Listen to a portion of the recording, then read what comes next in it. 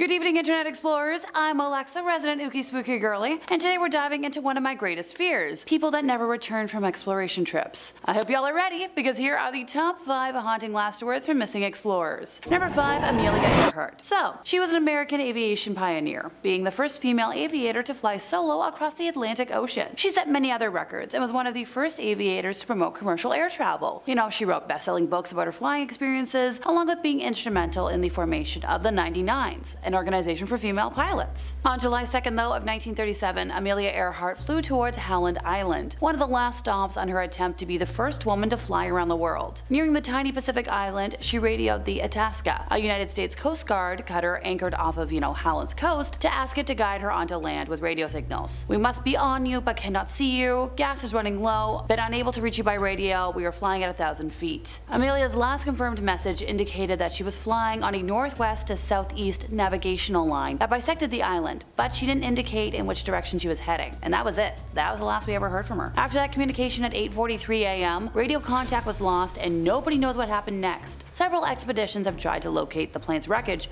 but have had zero luck. By studying Amelia's final radio transmissions and calculating what is known about the plane's fuel supply, researchers have narrowed their search to a 630 square mile area of the ocean. Now, theories about what happened have ranged in extremes, from simply crashing and sinking, to being captured and held as a war prisoner, living as castaways that were never found, that it was a government cover-up, or she simply restarted her life in anonymity. Feel free to post your favorite theory in the comments. And hey, maybe one of these days we'll finally have an answer. Hey, the crew that found Anastasia, I got a project for you. Number 4, Captain Oates. I am just going outside and maybe some time. Those were the last words of the Antarctic explorer, Captain Lawrence Edward Grace Titus Oates. He uttered them prior to walking into a blizzard and certain death. Oates was a member of Robert Falcon Scott's ill-fated Terra Nova expedition to the South Pole between 1910 and 1913. He was selected primarily due to his strength and military experience, and was put in charge of the 19 ponies that were brought along. The Terra Nova sailed from Cardiff, Wales on the 15th of June of 1910 and made it to Ross Island on January 4th of 1911. Now, Oates,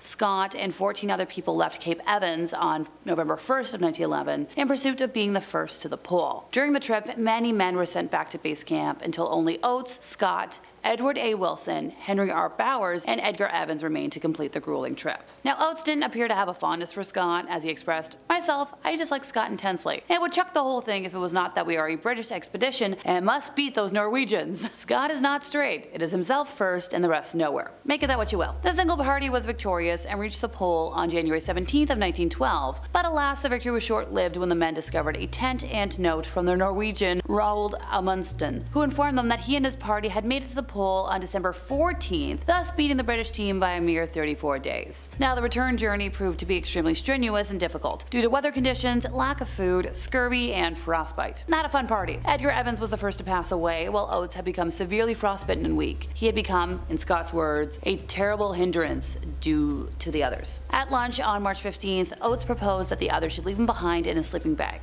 but they persuaded him to go on. So he woke up the next morning, March 16th, and according to Scott, he said, "I am just going outside and maybe some time." He went out into the blizzard, and we have not seen him since. Now, we knew that poor Oates was walking to his death, but we thought, we tried to dissuade him, since we knew it was the act of a brave man and an English gentleman. Sadly, this made no difference for the remaining Scott, Wilson, and Bowers, who passed away shortly after. Hey look, frostbite and scurvy, that's just a lethal combination. And number 3, Percy Fawcett. So, if you ever wondered who or what inspired Indiana Jones, look no further than Mr. Percy Harrison Fawcett, who is rarely seen without his trademark Stetson hat. As someone who recently cosplayed a femme version of Indiana Jones, trust me when I say I understand the importance of never losing that dang hat. It was a struggle to keep it on all day. In terms of the real man though, his resume included a stint as a British artilleryman in Sri Lanka, a tour of duty in World War I, and a top secret gig as a spy in Morocco. He was most famous though for his half a dozen map-making expeditions to the wilds of the Amazon, a place he called the last great blank space in the world. Beginning in 1906, Fawcett had ventured into previously uncharted territory in Brazil and Bolivia, where he dodged poisonous pit vipers and made contact with local tribes. His exploits grabbed headlines around the world and won him a prestigious medal from the Royal Geographical Society. Along with making his name as one of the world's great explorers, Fawcett's adventures also led him to develop the theory that an advanced and ancient city lay in the Amazon. His run-ins with locals had convinced him that it was possible for large groups to thrive in the unforgiving environment of the rainforest, and he'd stumbled upon references to sophisticated settlements and the histories of the European conquistadors. He was particularly enthralled by a Portuguese fortune hunter's 1753 account of a stone jungle metropolis of great size and grandeur, if you will. As the years passed, Fawcett became more and more obsessed with seeking out his modern-day El Dorado, which he dubbed the city of Z, or Zed if you're Canadian. He launched 2 searches for it in the early 1920s, but was driven out of the jungle on both occasions by poor weather,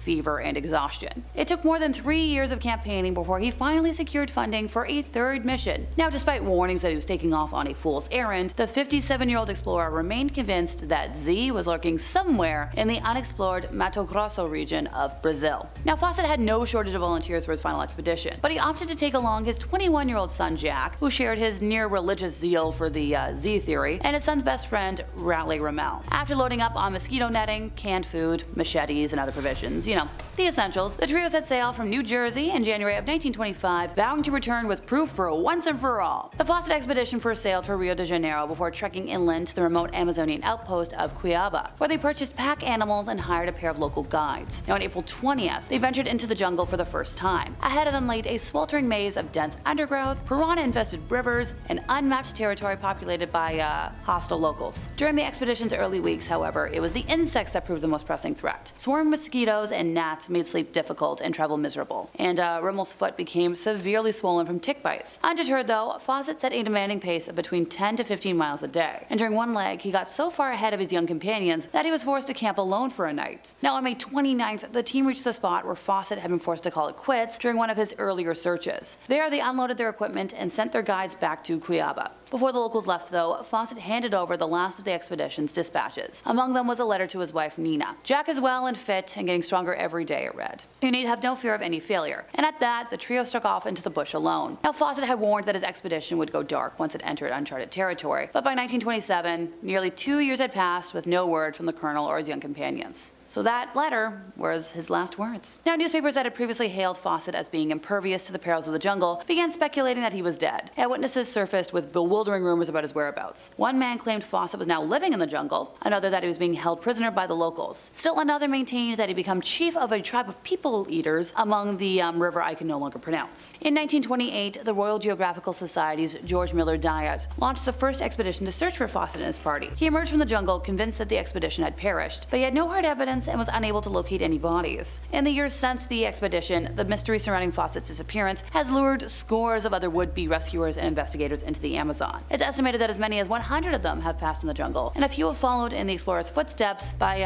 vanishing without a trace. As recently as 1996, a team of Fawcett hunters led by a wealthy businessman named James Lynch was captured by locals and held for ransom. They only escaped with their lives after giving up $30,000 worth of equipment. Now researchers have blamed the disappearance on everything from malaria and parasitic infection to starvation, drowning, and jaguar attacks, just to name a few. Some have even argued that Fawcett's long-time dabbling in mysticism means he vanished on purpose and set up an occult commune in the jungle. Now Fawcett's fate may never be known for sure, but we know his last words. Also, in recent years, evidence has shown that his theory about a sophisticated jungle city wasn't a total fantasy. Excavations have revealed the ruins of garden cities, with earthen defensive walls, complex road networks, and enough space for thousands of inhabitants. Number 2. Titanic Billionaire. I'm sure we all know about the sub-implosion earlier this year that was responsible for the end of way too many lives too early. The chilling final text of the British billionaire trapped inside the Titanic-bound submersible that vanished deep below the water off of Newfoundland revealed that weather had been bad for sea travel in the days leading up to the trip. So a day before the OceanGate Expeditions operated sub was launched, renowned world explorer Hamish Harding sent his friend, retired NASA astronaut Colonel Terry Virts, an update on his grand voyage set to drop 12,500 feet beneath the surface to view the famous shipwreck. Here's the last words, folks. Hey, we're headed out tomorrow. It looks good. The weather's been bad, so they've been waiting for this. Well, we know how that one ended. Number 1. Captain Robert Scott. To my widow is an ominous beginning to a letter. One can only wonder at the effect those 3 words had on Kathleen Scott, the wife of famed polar explorer Captain Robert Scott. Of course, she already knew the worst news, that not only had her husband been beaten to the South Pole by the Norwegians, remember that fun little thing I talked about a moment ago? Yeah. But along with his expedition party, he had passed on the return. Yeah, if that sounds familiar, it should. The poor schmuck was on the same expedition as Captain Oates. If it was difficult to write, since it was 70 degrees below zero, and to quote Robert, they had nothing but the shelter of their tent. It must have been shattering to read. In the first section, Scott begins by saying, "We are in a very tight corner and I have doubts of pulling through." As history would show, Scott wasn't indulging in hyperbole. Indeed, over the weeks in which the letter was written, hope among Scott's party dipped to rock bottom. The odds always seemed to be stacked against them. Remember when they reached the South Pole, only to discover that the Norwegians had beat them by like a month? And then with dwindling supplies and hideous weather, the party had really struggled to make the journey from their pole to their camp, 1 Ton Depot. And exactly 1 month after they reached the pole, the group suffered its first casualty. By the time Scott had begun writing his final words, Petty Officer Evans, who had suffered a bad fall and subsequent psychological breakdown near the foot of the Beardmore Glacier, had already passed, and Oates followed on his 32nd birthday. But at this point, Scott had some hope. The cold weather never let up though. Scott and his remaining 2 colleagues died agonizingly short of 1 Ton Depot in their tent. In a final remark in his letter, he writes, "We have got to within 11 miles of our depot with 1 hot meal and 2 days cold food, and we should have got through but have been held for 4 days by a frightful storm. I think our best chance is gone. We've decided not to, end ourselves, but to fight it to the last for that depot. But in the fighting there is a painless end, so don't worry." And that brings us to the end of our time, and I think it's time to call my dad and tell him how much I love him. If you enjoyed my ramblings today, could you help us out by giving this video a like, subscribing if you aren't already, hit the bell for more haunting content from us here at Top 5 Scary Videos, and I'll see y'all next time, you lovely spooky people.